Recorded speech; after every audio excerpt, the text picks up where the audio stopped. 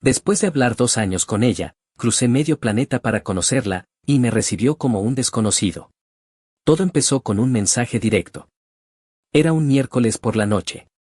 Yo acababa de cerrar mi computadora después de una jornada agotadora frente al código y, como era costumbre, me recosté en la cama con el celular en la mano. Scrolleaba sin pensar en Instagram, como una rutina automática, hasta que una historia me llamó la atención, una chica con una sonrisa luminosa, un fondo de playa en tonos dorados, y la frase soñando despierta escrita en catalán. Le respondí sin pensar demasiado, si estás soñando despierta, entonces el mar te está abrazando bien. A los 2 minutos, me llegó la notificación. Lucía te ha respondido. Poeta o ladrón de frases de Pinterest. Ambas cosas, dependiendo del día. Y así comenzó todo. Lucía era distinta a cualquier persona con la que hubiera hablado antes. Tenía 26 años, vivía en Barcelona, estudiaba psicología y trabajaba medio tiempo como camarera. Me encantaba su forma de hablar, esa mezcla de dulzura y sarcasmo que te mantenía alerta. Las conversaciones pasaron de mensajes casuales a audios, luego a videollamadas de madrugada. Teníamos una rutina, ella preparaba café y yo mate, hablábamos de todo, películas, música, miedos, traumas, sueños. Un día, mientras hablábamos de nuestras familias, me dijo: Daniel, contigo siento que puedo ser yo sin filtros. Me quedé en silencio unos segundos, con el corazón acelerado, y respondí: yo siento lo mismo, Lucía. Y no me pasa seguido. Pasaron los meses. En Navidad me mandó un regalo por correo, una bufanda color mostaza tejida por su abuela. En Año Nuevo, hicimos una videollamada con copas en la mano y brindamos al mismo tiempo, aunque separados por 6 horas de diferencia. Poco a poco, dejé de ver otras posibilidades. Me enamoré. O al menos eso creí. Cuando le propuse vernos en persona, se quedó callada por unos segundos. ¿De verdad lo harías? ¿Cruzarías el océano por mí? Lucía, cruzaría el planeta entero si eso significa que al fin voy a abrazarte.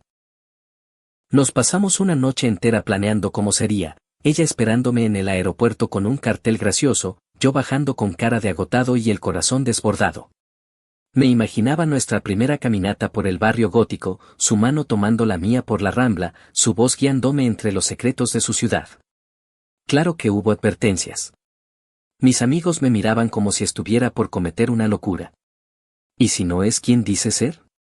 Me preguntó Tomás, mi mejor amigo. ¿Y si sí lo es? Respondí. Confiaba en ella. En cada risa compartida, en cada lágrima que se nos escapó hablando de nuestros demonios. Estaba convencido de que el amor a distancia era difícil, sí, pero no imposible. Nosotros éramos la prueba viviente. Y así, sin pensarlo mucho más, compré los pasajes. Ida y vuelta a Barcelona. 3 semanas. Una maleta, todos mis ahorros y un corazón ilusionado. Nunca imaginé que lo que me esperaba allá no tenía nada que ver con lo que soñé. El 4 de mayo fue la fecha que marqué con rojo en el calendario. En el trabajo, conté que iba a visitar a una amiga de años, aunque en realidad ni siquiera llevaba uno con Lucía. A mi jefe no le importó, solo pidió que no lo dejara colgado con los reportes. Desconectate de verdad, che, me dijo. El amor se vive con el cuerpo, no con el wifi. Hice un gesto torpe, como si no supiera cómo recibir ese consejo. Tenía razón. Durante los días previos al viaje, vivía en una especie de burbuja entre ilusión y ansiedad. No podía dormir bien. Me pasaba horas repasando cada detalle: pasaporte, regalo para Lucía, un collar de plata con forma de hoja de ginkgo, que decía simbolizar el amor que resiste al tiempo y la distancia, la reserva en un hotel bonito del centro, las rutas para moverme en metro. Lucía parecía igual de emocionada. Me enviaba audios diciendo lo mucho que soñaba con nuestro encuentro, fotos de los lugares que quería mostrarme. Un día incluso me escribió: no voy a poder dormir la noche anterior. Te juro que cuando te vea no voy a soltarte. Yo le creía. Quería creerle. Mis amigos, sin embargo, no compartían mi entusiasmo. La noche antes de partir, organizamos una despedida improvisada. Había cerveza, pizza y muchas caras de preocupación disfrazadas de sonrisas. Te estás yendo al otro lado del mundo por una mina que nunca tocaste, dijo Tomás mientras me daba una palmada en la espalda. Eso no es amor, es salto al vacío. O fe, según como lo veas, le respondí, con una media sonrisa. Él no insistió. Solo alzó su vaso. Bueno, que sea lo que tenga que ser. El vuelo duró más de 12 horas, pero entre escalas, controles y trasbordos, sentí que pasé una eternidad flotando entre nubes y pensamientos.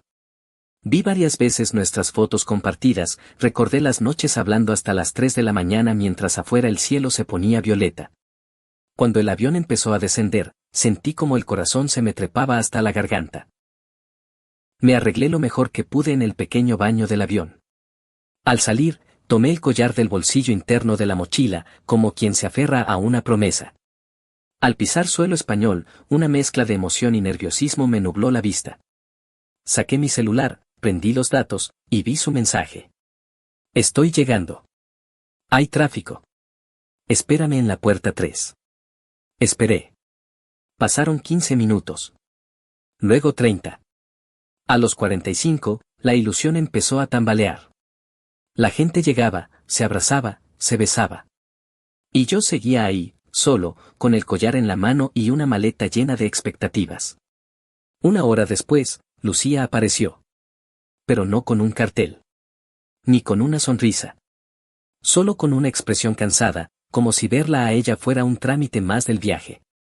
Hola, dijo sin acercarse demasiado. Hola, respondí, sin saber qué hacer con mis brazos. Mi corazón, tan lleno al aterrizar, empezaba a encogerse. ¿Querés que te ayude con la valija? Preguntó Lucía, sin hacer contacto visual. Negué con la cabeza, aunque lo que me pesaba más no era la valija, sino la sensación rara que se empezaba a instalar en mi pecho. No era vergüenza. Era decepción, que aún no sabía cómo poner en palabras. Salimos del aeropuerto sin decir mucho más. Yo intentaba mantener la compostura, convencerme de que los nervios la hacían actuar así. Que tal vez todo sería distinto cuando estuviéramos a solas, sin tanta gente alrededor, sin el peso de una llegada tan cargada de expectativas. ¿Vamos al hotel? Pregunté, con una sonrisa floja. Sí, aunque pensaba que ibas a quedarte en mi departamento, dijo, mirando su celular. Eso dijiste al principio, pero después me pediste que reservara hotel para tener más espacio, le recordé, con suavidad. Ah, sí, perdón, es que, pasaron cosas. ¿Qué cosas? Pregunté, genuinamente confundido. Ella desvió la mirada. Nada, después te cuento. Tomamos el metro en silencio. Yo observaba su perfil de reojo. Era ella, sí. Lucía. Pero algo no encajaba. Su voz era la misma, pero su entonación era distante. Sus gestos, antes dulces y espontáneos, ahora eran robóticos. No había un atisbo del entusiasmo que tantas veces me prometió. La mujer que tenía al lado se sentía como una desconocida con cara familiar. En el hotel, la invité a subir a la habitación, esperando que quizá una charla íntima pudiera romper esa barrera invisible que nos separaba. Ella aceptó, pero con una actitud incómoda, como si no quisiera estar allí. Una vez adentro, se sentó en el sillón, abrazando su bolso. ¿Estás bien? Pregunté. Sí, es solo que, no sé, Dani. Es raro. ¿Raro cómo? Es diferente verte así, de cerca. Sos, distinto a como te imaginaba. Me quedé helado. ¿Distinto cómo? Pregunté, sin saber si quería escuchar la respuesta. No lo sé. Más serio. Más alto. No sé cómo explicarlo. Te juro que tenía otra imagen mental de vos. Supongo que el cerebro hace eso cuando idealiza. Tragué saliva. ¿Eso significa que no te gusto? No es eso, dijo rápido, como si temiera herirme. Solo necesito tiempo. No esperaba que todo fuera tan literal, tan real. Tan real. Esa frase me retumbó en el alma. Yo había cruzado un océano para conocerla. Me había desnudado emocionalmente durante meses, pensando que ella era mi lugar seguro. Y ahora me decía que no sabía si le gustaba cómo me veía. Como si todo lo que construimos virtualmente fuera solo aire, solo pantalla. ¿Querés que me vaya? Pregunté, directo. Ella me miró por fin. Y no vi pena, ni cariño. Solo culpa. No lo sé. No dijo no. Tampoco sí. Solo eso, no lo sé. Me quedé sentado, con las manos sobre las rodillas, mientras ella bajaba la mirada hacia su bolso. Sentí que, en vez de llegar, había sido expulsado. Que en lugar de recibir amor, estaba asistiendo al final de un sueño que ni siquiera había comenzado. Lucía se fue después de una hora. Dijo que tenía cosas que hacer, que le dolía la cabeza, que necesitaba pensar. Me dio un beso en la mejilla tan fugaz que apenas sentí el contacto. La puerta del hotel se cerró y el silencio fue absoluto. Me senté en la cama, mirando al vacío. La habitación era cómoda, moderna, con un ventanal que daba a la ciudad. Afuera, el mundo seguía su curso. Autos, pasos, voces. Adentro, solo yo y mi reflejo en el vidrio. Me sentí tan fuera de lugar como una planta de plástico en un campo. Me quité los zapatos lentamente, como si cada movimiento cargara con el peso de mi decepción. Después, tomé el collar de plata que aún guardaba en la mochila. Lo observé un rato largo. El ginkgo, símbolo de resistencia, de amor eterno, qué ironía. Un objeto más idealista que mi historia con Lucía. Intenté dormir, pero el jet lag y el vacío emocional eran una combinación letal. Mi cabeza era una autopista de pensamientos que no frenaban. ¿En qué momento empezó a desmoronarse esto? ¿Fui yo el que imaginó demasiado? ¿Y si ella nunca fue sincera? ¿Y si fui simplemente un experimento para ella? La noche llegó y con ella, un mensaje. ¿Estás bien? Mañana tengo un par de cosas en la mañana, pero si querés, podemos vernos a eso de las 5. Tardé varios minutos en responder. Está bien. Avísame. Y nada más. El día siguiente fue un desfile de distracciones forzadas. Caminé por la ciudad, visité museos, comí solo en un restaurante que Lucía me había recomendado meses antes, y sentí que todo tenía un sabor rancio, como si alguien más me hubiese prestado ese viaje. Cada lugar que conocía lo había visualizado con ella a mi lado. Y ahora, verla parecía una cita que se pospone sin ganas. A las 4:45 de la tarde, me senté en un banco frente a la fuente donde supuestamente nos encontraríamos. A las 5, no había señal de Lucía. A las 5:10, tampoco. A las 5:20, mi celular vibró. Se me complicó un tema familiar. Te escribo más tarde. No lo hizo. Esa noche no dormí. Me senté en el borde de la cama con el celular en las manos como si esperara una disculpa, una explicación, una chispa de lo que alguna vez me hizo pensar que Lucía era la indicada. Pero solo hubo silencio. Al tercer día, decidí que no podía seguir así. No había viajado miles de kilómetros para mendigar afecto. Tenía que asumir la verdad, por cruel que fuera, Lucía no era la persona que conocí en línea. O tal vez sí lo era, pero solo detrás de una pantalla. Su encanto no resistía la vida real. Y lo más duro no era eso. Era descubrir que, tal vez, yo tampoco era el tipo de persona que ella esperaba. El romance había muerto sin siquiera respirar su primer suspiro. Y ahí estaba yo, atrapado entre la ilusión rota y la certeza de que había vivido un sueño, pero no era mío. La mañana siguiente amaneció nublada, como si incluso el clima supiera lo que estaba pasando dentro de mí. Me senté frente al desayuno del hotel sin tocar nada, solo removiendo el café con una cuchara como si ahí pudiera encontrar respuestas. A las 9:03 de la mañana, el teléfono sonó. Era Lucía. Lo dudé unos segundos, pero atendí. Hola, dije. Hola. Dani, ¿podemos vernos? Hoy, si podés. En un parque cerca de Palermo. Quiero hablar, de verdad. Suspiré. Había algo en su voz que sonaba más honesto, menos automático. Accedí. El parque estaba casi vacío cuando llegué. Caminé unos minutos hasta encontrarla, sentada en una banca, con un mate entre las manos. Tenía el cabello recogido, ojeras marcadas, y una expresión que no había visto en ella, vulnerabilidad. Me senté a su lado, dejando un espacio prudente. Ella me miró de reojo, luego bajó la mirada. Antes de que digas algo, sé que esto fue un desastre, empezó. Y sé que es culpa mía. No dije nada. Solo escuché. Todo este tiempo fui sincera, Dani. Lo que hablamos, lo que sentí, todo fue real. Pero no me di cuenta de cuánto me escondía detrás de esa pantalla, y cuánto miedo me daba verte. Porque vos eras real. Y yo, no tanto.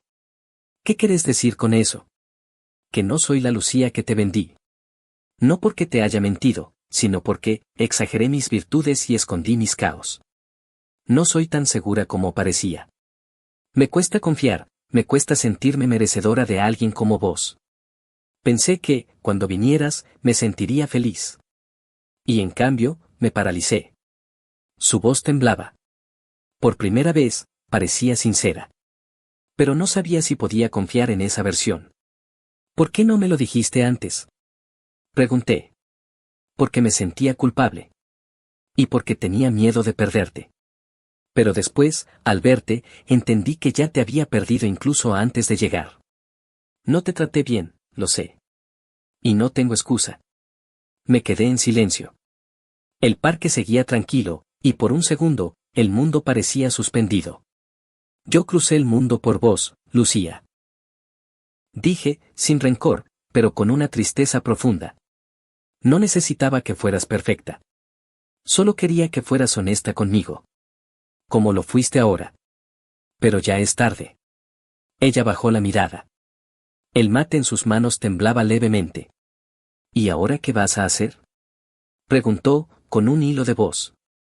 Disfrutar lo que queda del viaje. No vine solo por vos, aunque así lo sentía. Vine también por mí. Para darme la oportunidad de sentir, de vivir, y también de aprender.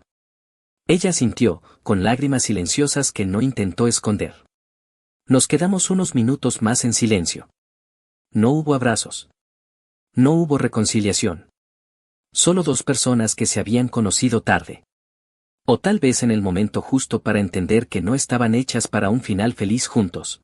Los días siguientes los viví con una mezcla extraña de alivio y tristeza.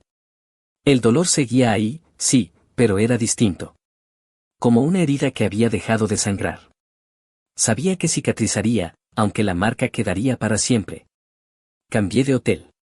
Me alejé del barrio donde estaba Lucía, como si la distancia física pudiera ayudarme con la emocional. No volví a escribirle, y ella tampoco lo hizo. Tal vez entendió que no quedaba nada más que decir. Me dediqué a ser turista.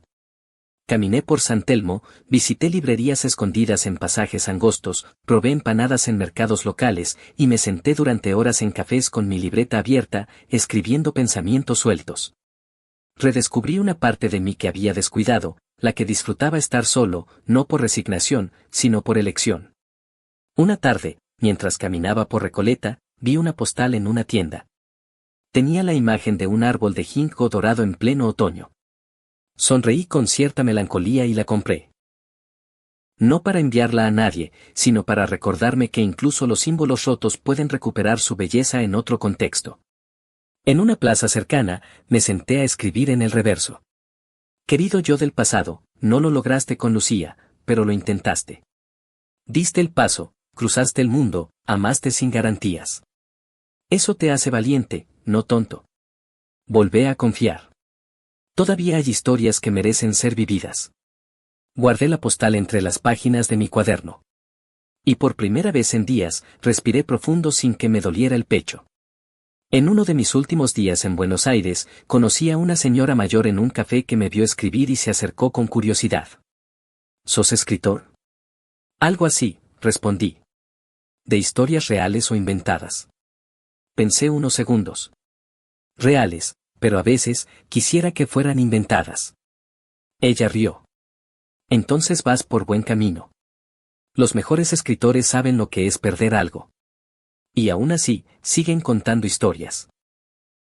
No sé si fue la conversación, el acento cálido o simplemente el momento, pero sentí una ternura inesperada. Nos quedamos hablando una hora. No le conté mi historia con Lucía, pero ella supo leer entre líneas. El amor es un país extraño, querido. A veces creemos haber llegado, pero solo aterrizamos en una escala. No es fracaso. Es parte del viaje. Esa frase me acompañó de regreso al hotel, y luego, al aeropuerto. En el avión de regreso, miré por la ventana cuando despegamos. No sentí nostalgia, ni furia. Solo una paz melancólica. Lucía ya era parte de un capítulo cerrado. Me había dolido, sí, pero también me había enseñado mucho más de lo que cualquier relación cómoda podría haberme dado. Cuando el avión atravesó las nubes, saqué la postal del Hindko y la observé de nuevo. Luego la dejé en el bolsillo del asiento, con una nota al reverso. Para quien necesite recordar que incluso los finales tristes son parte de un viaje que vale la pena. Cerré los ojos. Y por primera vez desde que llegué, descansé de verdad. Al llegar a casa, todo me pareció más pequeño. La cocina, el sofá, incluso mi cama. Pero no era el espacio lo que había cambiado, era yo. Había dejado atrás algo más que kilómetros. Había soltado una ilusión. Mi celular tenía mensajes de amigos y familiares, la mayoría preguntando cómo había ido el viaje, si todo había salido bien con la chica argentina. Evité responder los primeros días. No sabía cómo explicar que no había sido un fracaso, pero tampoco un éxito. Que había sido real. Finalmente, respondí con un simple. Fue diferente a lo que imaginaba. Pero aprendí mucho. Y con eso bastó. Pasaron algunas semanas. Poco a poco volví a mi rutina. El trabajo, los almuerzos de los domingos con mi madre, los mensajes de voz de Nico, mi mejor amigo, preguntando si ya estaba listo para salir otra vez. Una noche, al ordenar mis cosas, encontré el cuaderno que llevé al viaje. Lo abrí al azar y me encontré con la página de la postal. Ya no dolía verla. Al contrario, me trajo una sonrisa serena. Esa noche decidí escribir algo más. Pero no sobre Lucía. Sino sobre mí. Sobre un chico que creyó estar enamorado, que cruzó el mundo por alguien que no conocía del todo, que se decepcionó, y que, aún así, eligió seguir creyendo. Y escribí el inicio de una historia. No sé si algún día la publicaré. Pero me hizo bien escribirla. Me ayudó a poner en palabras todo lo que viví. A entender que el viaje no fue para conocer a Lucía. Fue para conocerme a mí mismo. Semanas después, mientras tomaba café en mi cafetería habitual, una joven se me acercó. «¿Sos Daniel, no?» Asentí, sorprendido. «Te vi escribir algunas veces». «¿Sos escritor?» «Intento serlo», sonreí. «¿Y escribí sobre viajes?» «Sobre lo que uno encuentra cuando se pierde». Ella sonrió y se sentó en la mesa de al lado. «Me gusta eso. Tal vez deberías ponerlo como título». Hablamos unos minutos. Se llamaba Clara, era diseñadora gráfica y también había hecho un viaje que no resultó como esperaba. Compartimos historias cortas. Risas. Y una pausa larga que no fue incómoda. No sentí mariposas. No fue mágico ni cinematográfico. Fue real. Como si el universo me estuviera diciendo, ves, no terminó todo allá. Cuando ella se fue, dejó su número escrito en una servilleta. Y yo, no corrí a escribirle. Tampoco la idealicé. Simplemente guardé su número y sonreí. Porque después de todo, los capítulos más importantes a veces no empiezan con fuegos artificiales, sino con conversaciones tranquilas y coincidencias simples. Había viajado miles de kilómetros por una ilusión. Pero el viaje más importante había ocurrido dentro de mí. Y eso, entendí por fin, nunca sería un desastre.